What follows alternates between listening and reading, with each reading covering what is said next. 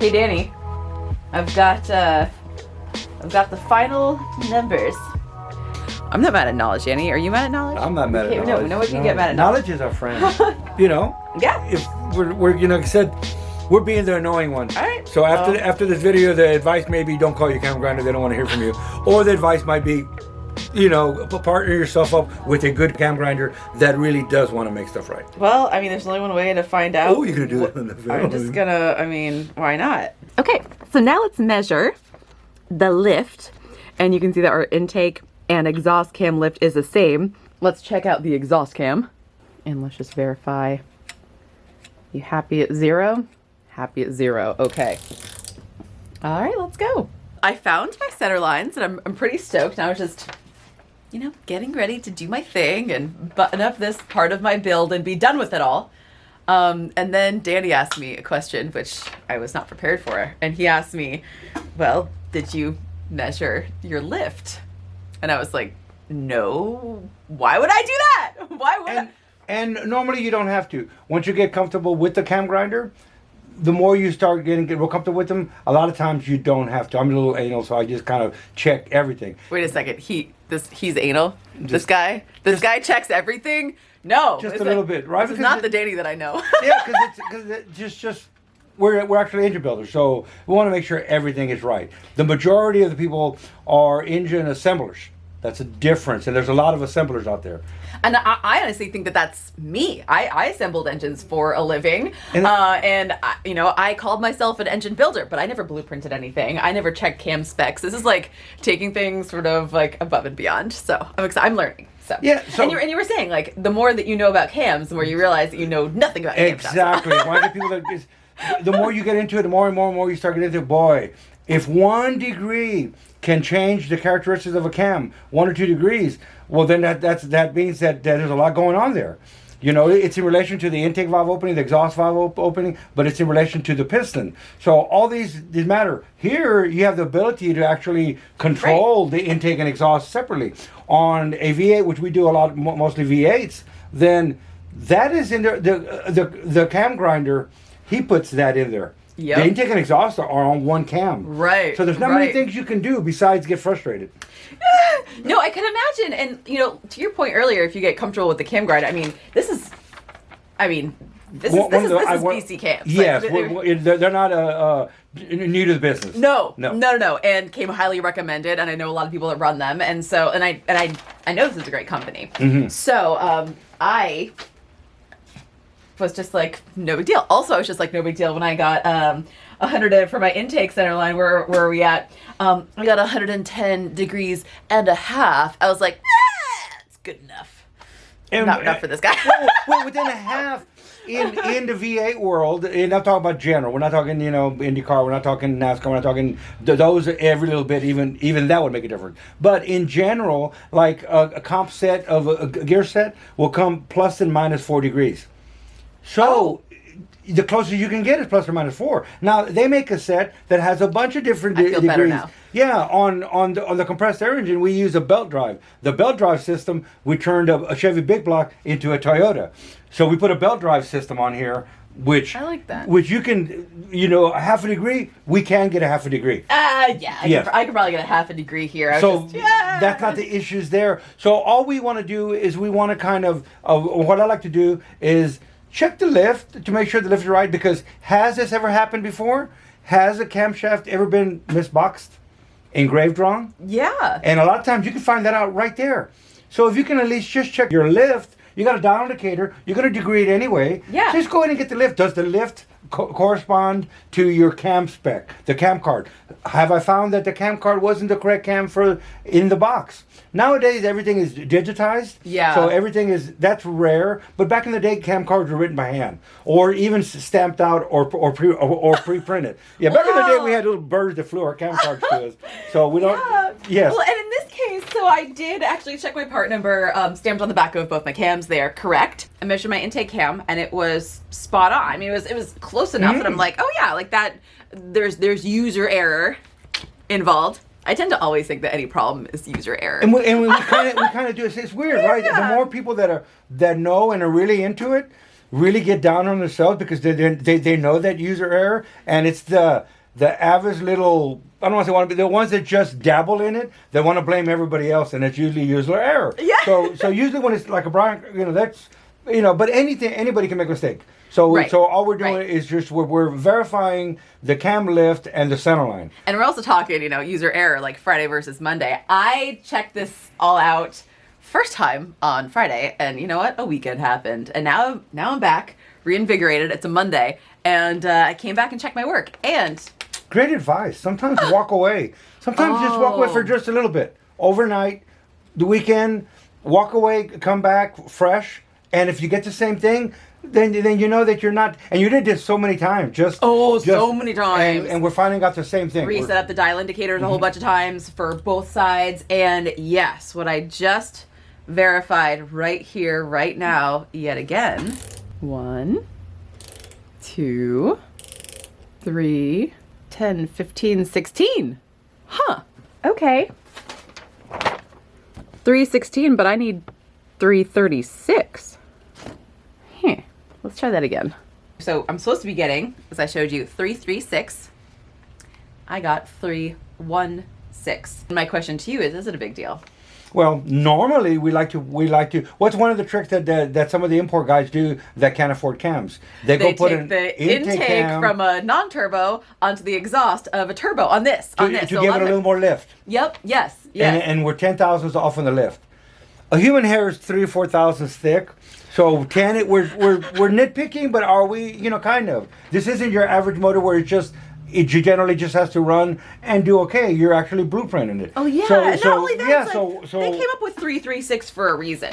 Yes. Like that 6 matters. Why didn't they say 5? That's what I would say. The cam grinder, he came up with the characteristics of a cam, and he gave you the center line. What does he give you the center line? Why is it so important? If you put the cam at the center line that the cam grinder designed it to go in, then you're going to get the characteristics that he came up with. Right. Even if you get yourself some of the inexpensive cam dyno ones for a laptop, they're expensive. There's some free ones, and you go and you start putting in all your inputs.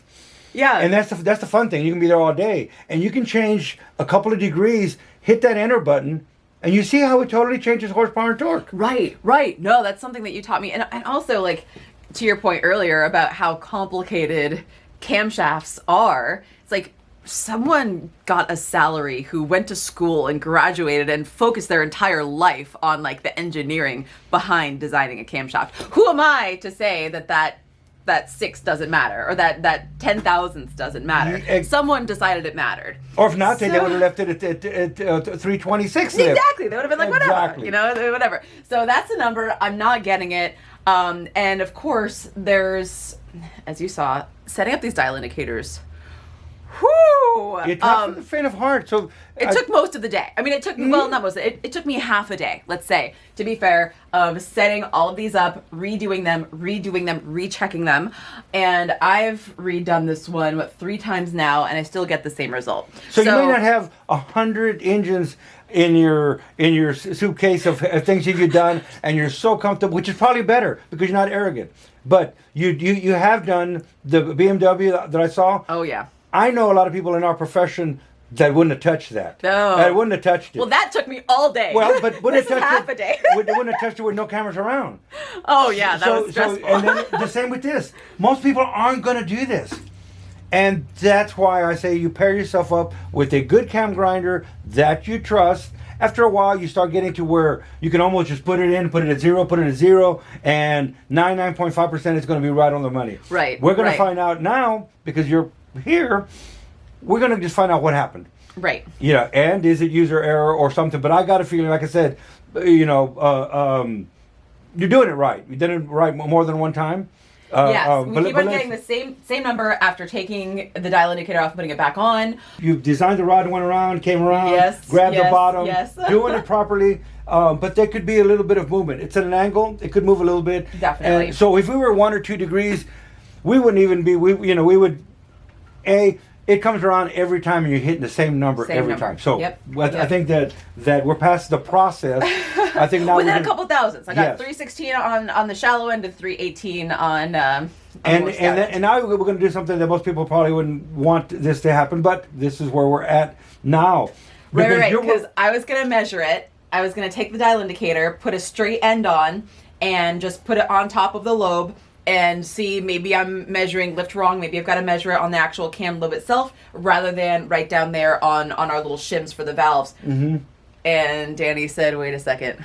But wait, hold on. But wait, hold on. There's more. That is going to be extremely difficult, Faye. First of all, and I hadn't really thought it all through. I was just like, well, clearly it has to be measured on the actual thing. Maybe, I don't know. Maybe it's right. Maybe it's how this dial indicator is set up in my little rod, right? So, but Danny says, no. You're a machinist now. You have tools. Yes.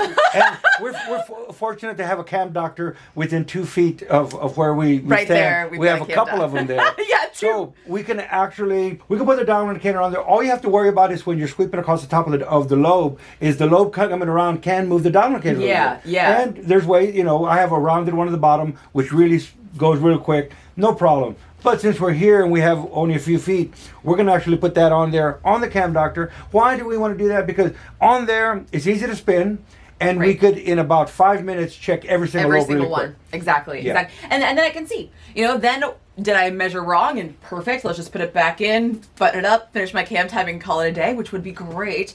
And then I can learn a thing or two about how to set up dial indicators. Or is there actually an issue? And then being right there on the cam doctor and seeing the numbers, there's really no dispute. There's no dispute, and we would know also anything is possible. Anything is possible. Yeah. A lot of the older cams are ground differently than a CNC machine nowadays. But I've seen errors in both ways. So we'll know real quickly. We will know what our next, the next step is. Right. Yes. Right. So, shoot. I guess I'm gonna get to pulling this cam out. 1 step forward and 2 steps back. Always. But you know what? That's the real world of building it. And I've come too far, right? We blueprinted this engine. I've come too far to have this be an issue. And while I'm here, I need to know, because if anything happens, like, as you know, who've been watching the Super Saga series for the past 5 years, I've been building this engine, and the whole time I thought it was user error, which was a part of it. However, I got bad machine work done, and I never checked it because I assumed that the professional who I was paying a lot of money to and had the fanciest machines was going to do me right. So at this point, and he's done a ton of people right. He's done a lot of 2Js, 7Ms, and has a great reputation. So I took that for granted. Brian Crowder cams have a great reputation. So I'm just not going to make the same mistake twice and take for granted, even at 10,000ths, because once again, if that's the difference between my engine running freaking perfect and running good enough, I want freaking perfect. Yeah. I mean, that's the best way to take it. You can get frustrated, throw this thing away. You can get, or say, what, I'm going to pay somebody else to do it. They're not going to take the time to do it. Nope. So it's the process. You're enjoying the process, and that's the beauty of this. Really, you can make this a chore. Put it in, I hate it, or the build is the fun. I mean, it's like a lifestyle at this point. I've probably been building the 7M for the rest of my life, people. Yeah. And I think if it runs fine, you may just pull it out and tune it up later anyway. Or start another build. But anyway. I'm going to drive across the entire country and just never stop. Hopefully gas prices aren't that insane by that. Well, I don't want to think about it. That's more frustrating than this. Okay. That is more frustrating than this. All right, I guess I got all this crap off of here. And pull this camshaft out. All right, so we'll see you on the cam doctor. There you go.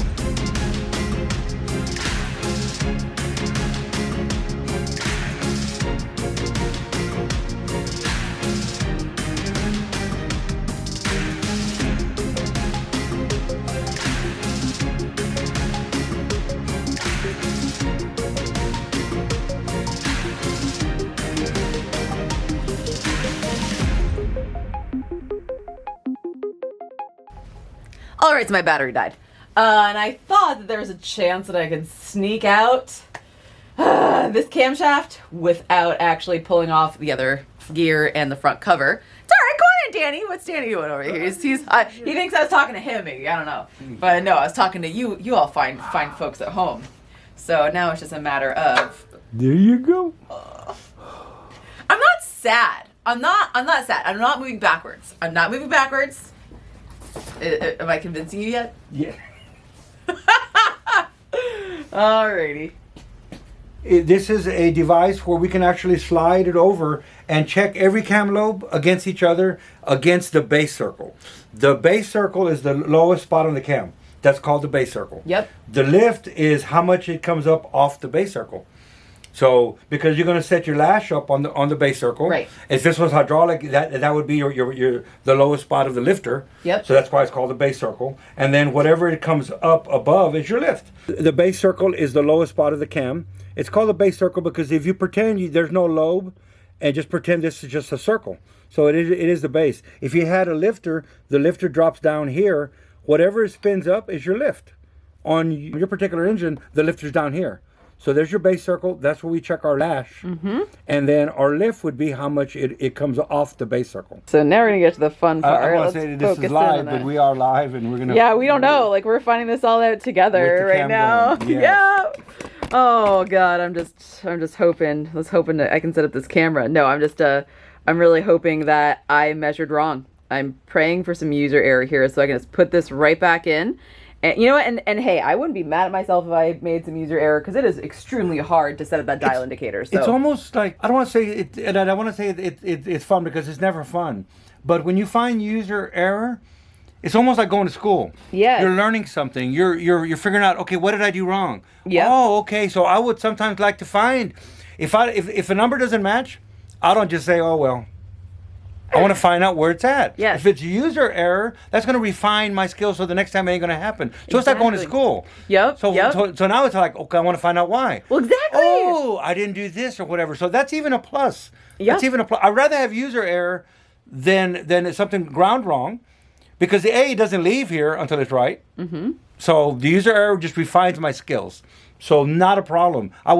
We're hoping for user error. Yes, I'm definitely hoping for user error for sure. That'd be a best case scenario. Because I am kind of like in school for machining. I'm new to all this engine building and machine work. So every day we're in school. Yes. So true. All right, I got the numbers in focus. So here what we have is we have a roller lifter just so that it rolls on the top of the cam, as opposed to just a regular little point that might drag as the cam. For accuracy, we want it to roll. So I'm using a Chevy roller lifter. You can see our dial indicator is up there. So what we want to do is there's our dial indicator and we can adjust it. So we're at 0. Okay. At the base circle. At the base circle. Right. So let's see what happens here. There's our 0. And we're going up. There's our lift. We're 100, 150, 175, 200, 250, 300. 350, 342. What? Yeah. Oh. And we're back at 0. Okay. Okay, so we can go left or right. We're at 342.5, 343, 343. So we got more lift. If you notice, I have little lines on the table. So that corresponds to that lobe. So while you're here, why not go ahead and get the lift on every single one? This would actually be on every single one. Yeah, that would be awesome if they all hit, because that means he's like golden. So there you go. There's our 0. Okay. We're on the base circle. So now we're going to come up to max lift. And at max lift, 343, I think is what we're getting. That's a max lift. All right, I'm going to write it down. There you go, 343. Yep. We're going to learn a lot going this way because we're actually testing every lobe lift. Like I said, no one does this. We're going to learn is either they're extremely awesome, bad to the bone. If they can hit the number over and over again, and especially if they did it with an older cam grinder. Yes. If you did it with the CNC machine, you should be hitting on the money. But a lot of them, they're old analog machines. And if you can hit the number with an old analog machine, you are bad to the bone. So let's see how bad of the bone are when you get back to here. All right.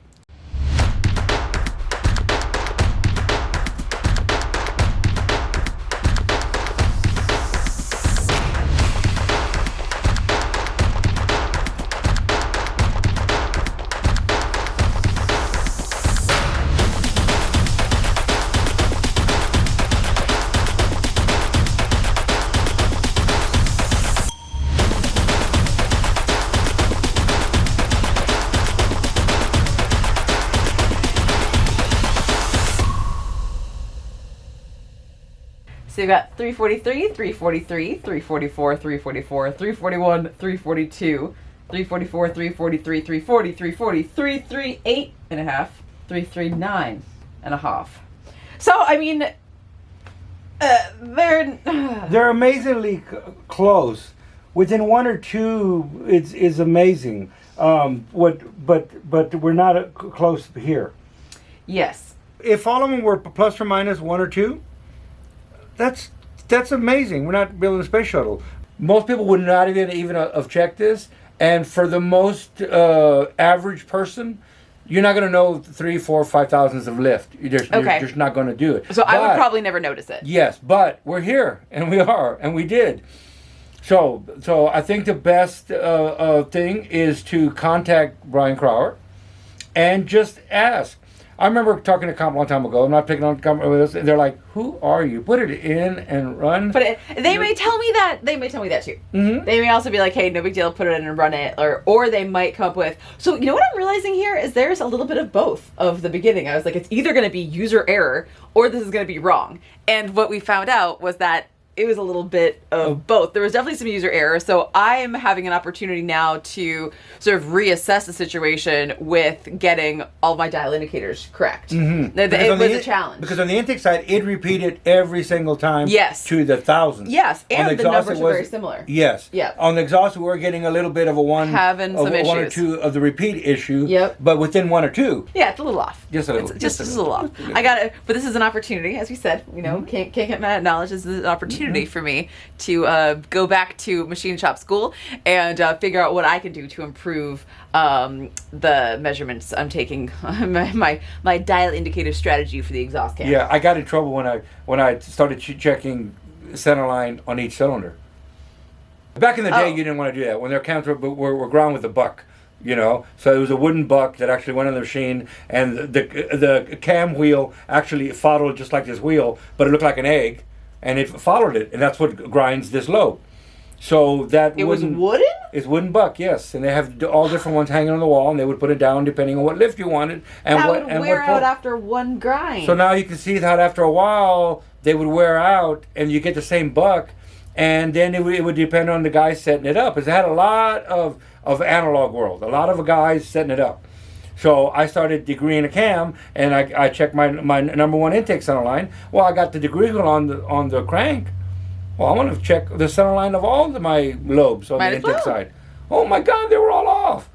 And it's like, who are you? No. He goes, just check the center line on the number one intake and then let it go. So that's why a lot of times you want to just do it like this because you don't want to know, but we do know. It's most definitely worth a phone call. I mean, it's worth a phone call. Let's just see what they say. Yeah. All right. We're having fun with cams. We're having fun with cams. Yeah. So I've almost got the intake one off, and I'm going to measure the intake too because while I'm here, like, why not? I don't know. Okay. So here we have exhaust and intake numbers. They're real close. Yep. That's why they put so many lobes, so that one of them is going to be right. Oh. You know, that's why they put all those head bolts on them. You don't think it needs all those head bolts. We're really close. Really close. And a few got a little more lift than necessary. But I mean, none of them are underlifted. So we're good there. That's a good thing. Yes, and they're extremely close within a few thousandths, which is actually really close. Both these camshafts are clearly fine. They're clearly fine. Mm-hmm. I can use them. At what point am I being just an annoying customer and like overly petty? Yes. Well, I think that may be even the beauty of this video, because your struggles now are going to be you're going to put yourself on the sword or whatever they say. You're going to be that annoying customer.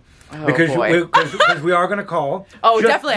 Definitely. We don't want to be petty. We don't want to be all of that. But the examples of what happens, maybe at the end of the video, it may be like, don't bother calling. Or it may be, no, it was worth the call. So, you're putting your struggles on the line. So it may be actually... This is like day in the life of. Because I wasn't planning this video. I thought I was going to make a video on cam timing. I'm not today, so this is just a random day in the life of the machine shop. This is gonna be a long video, I think. And you most definitely didn't pull your motor back apart just for a video, just to. Oh God, no! No. It was. We had a question. You're just coming along for the ride, and then people. Exactly, and we wanted to just actually verify and that your numbers were right. Like I said, we're being the annoying one. All right. So after this video, the advice may be don't call your cam grinder. They don't want to hear from you. Or the advice might be, partner yourself up with a good cam grinder that really does want to make stuff right. Well, I mean, there's only one way to find out. Oh, you're gonna do it on the video. I'm just gonna. I mean, why not? We're just. That's the video of this video. We're just gonna do this. So they're just along for the ride. They don't. Yeah. They're just. I mean. Danny's got a sucker. Yes. Danny's Tell us about us. Danny's got a sucker, and I don't even know. And I'm. Okay. Well, let's just give him a call. I got nothing to lose. Nothing at all to lose. 619-749-9018. You're on hold with Brian Crowder. And hey, it's me, Rob. Brian. Hi, Brian. My name is Faye, and so honored to be speaking with you. I have a question about some camshafts that I bought from y'all, and I'm making a YouTube video about it. So I hope you don't mind. Hope you don't mind if I record our conversation just to get myself some clarity, because I'm a mechanic, but I'm definitely not a camshaft engineer. So I just had some questions about what engine first? Okay, this is a Toyota 7M GTE. I'm just going to read you the lift, if it's okay with you. The cam lift from front to back on both my intake and my exhaust. Starting with the exhaust, I got 343 thousandths, 343, 344, 338. Okay, you get the idea. Is that an acceptable margin of error, I guess? Or it is and it isn't. So normally all the cams are CNC ground, so they'll be 336 across the board. Normally we CNC grind all of our production cams, but the 7M, it's getting less and less popular. Okay. So now we just grind them manually on older Burco grinders, because we're not doing 200, 300 sets at a time like the 2J. Right. So that makes a lot of we're sense. at the mercy of the grinder and the day of the week and how he's feeling and things like that. So, so that's the variance in the lift. But as far as what the valve sees and the engine sees and all that, you're not going to have any issue like that. No. It won't be a. I mean, if I sent you the same cam if I found one that was CNC grind that was 336 on all 24 lobes, and you dynoed it, you wouldn't even. I seriously doubt you would even see a horsepower difference. Oh. Horsepower, let alone less than one. Oh no, absolutely, and that was my thought as well. But man, what a great explanation, because that's what we were trying to figure out. We're like, man, I wonder. It's not something I like saying, but you've done a lot of work on this thing, and so I'll just be upfront with you and tell you why you're seeing the variances. But if I sent you a CNC ground cam, whatever engine it is, because you have that cam doctor, you would see that they would just. And there is a little bit of, you can manipulate. Like I can fudge 10 thou on the lift with the cam doctor by kind of fudging with the cam as it's in the centers. Right. No, definitely. I've repeated the numbers multiple times, spent all morning and yesterday doing it too, and validating, verifying before I wasted your time and called. Oh no, it's a good question. I mean, not a lot of people have cam doctors. They're at the mercy of doing the heel to nose measurement, minusing the base circle, and then coming up with that. But calipers can be up to 10 thou. Oh, off. yeah. You're looking at, so. No, yeah, absolutely. So you have a cam doctor, huh? Yeah, we got a couple of them here actually. Oh, very good. So I've had some fun messing around with it.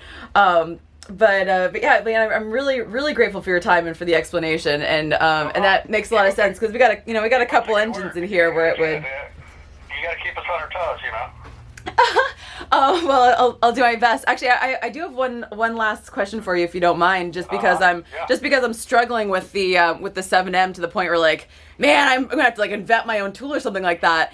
Do you have any tips or tricks for setting up a dial indicator in order to really like get on the top of that freaking valve. Like there's just that, I mean, honestly, that you're just gonna have to play with positioning. Yeah. I mean, it's the 7M's a little tricky, but it's just kind of, you know, based on your magnet and things like that. Yep. All right. Well, I'm just gonna keep on trying. I'm in this a couple days now, but hey, thank you so much for your time. I like your enthusiasm too. Good luck with that. If you need anything else, let us know. I absolutely thank you so much, Brian. I appreciate it. Have a great day. Take care. All right. Bye.